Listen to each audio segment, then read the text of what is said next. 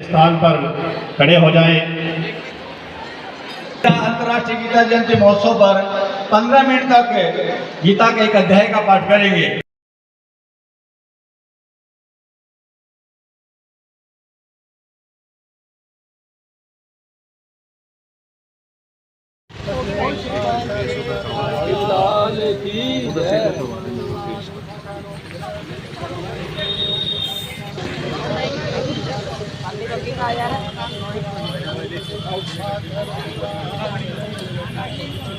सभी संस्थान से गुजारिश है प्लीज रथ के पास पहुंचने का कष्ट है। सभी संस्थान के प्रतिनिधि प्लीज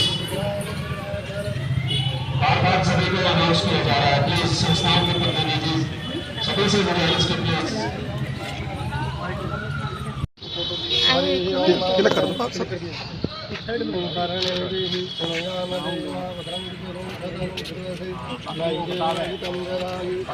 जी जी। देखिए, ये बहुत ही खुशी की बात है कि माननीय मुख्यमंत्री जी ने जो है ये पूरे साल में आखिरी का जो हमारा दिसंबर का महीना है उसमें हम लोग 23 तारीख को 22 और 23 तारीख को जिस तरह से पूरे मुझे लगता है कि शायद हिंदुस्तान के अंदर ही, हरियाणा में तो बहुत ज़्यादा और हिंदुस्तान के अंदर ही बल्कि अंतर्राष्ट्रीय स्तर पर भी जो है गीता महोत्सव मनाया जा रहा है।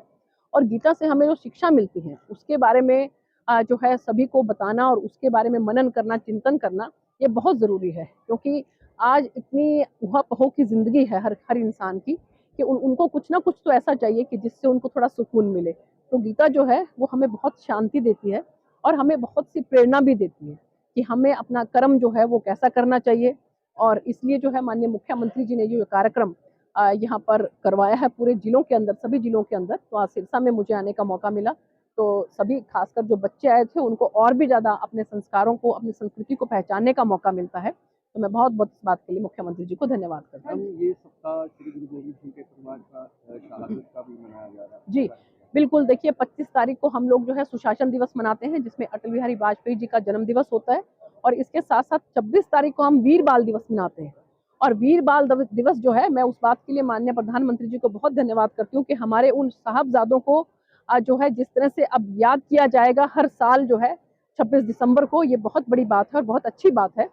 क्योंकि इससे हमारे बच्चों को खासकर एक बहुत बड़ी प्रेरणा मिलती है कि हमें किस तरह से जो है वो बहादुरी के साथ जो है जो भी हमारे सामने जो भी जिस तरह कभी हमारे सामने परिस्थितियां आती हैं उनका सामने हमें किसी तरह से बहादुरी से करना चाहिए।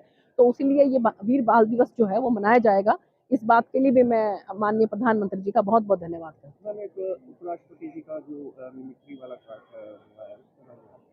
देखिए, ये बहुत ही गलत है, क्योंकि एक संवैधानिक पद पर जो बैठे हैं उनको अगर इस तरह से हम उनकी गरिमा को ठेस पहुंचाएंगे और उनका अपमान करेंगे तो मुझे लगता है कि पूरे भारतवर्ष का अपमान है। वो उपराष्ट्रपति हैं भारत के, वो कोई केवल श्री जगदीप धनखड़ जी नहीं है, वो उपराष्ट्रपति हैं। तो हमें पद की गरिमा का ज़रूर ध्यान रखना चाहिए और मर्यादा में रहकर जो है हमें अपना व्यवहार रखना चाहिए, खासकर एक सांसद को। तो मुझे लगता है कि ये बहुत ही दुर्भाग्यपूर्ण है कि जिस तरह से जो है उन्होंने उनकी नकल की है और ये बहुत ही दुर्भाग्यपूर्ण है और मुझे लगता है कि इसके लिए उनको शर्मिंदा होना चाहिए। हम एक कुश्ती खिलाड़ी एक बार फिर घोषणा है, साक्षी मलिक ने संन्यास लेने की घोषणा कर दी और वहीं अब कई खिलाड़ियों ने अपने मेडल भी लौटा दिए। देखिए, जो भी एक प्रक्रिया के तहत चुनाव हुआ और चुनाव में जिस तरह से जो है एक उसमें चुने गए हैं और जो दूसरा पक्ष है वो उसमें नहीं चुना गया है, तो मुझे लगता है कि अगर चुनाव में तो देखिए हार जीत होती रहती है। अगर इस हार जीत को मद्देनजर रखते हुए उन लोगों ने अपना जो भी एक व्यक्तिगत निर्णय लिया है, तो इसमें तो कोई क्या कर सकता है। एक मैडम, राजस्थान की तर्ज पर सभी सांसदों को हरियाणा में विधानसभा को भेजा, ऐसे में आपके विधानसभा विधायक को भेजा? देखिए, ऐसा है कि वहाँ पर लोकसभा से पहले विधानसभा चुनाव हुए, जबकि हमारे हरियाणा में लोकसभा चुनाव पहले हैं और विधानसभा उसके बाद है। तो लोकसभा के लिए हम लोग पूरा कमर कस के सब तैयार हैं, उसके बाद विधानसभा 6 महीने के बाद है, तो जब विधानसभा आएगा तब देखा जाएगा।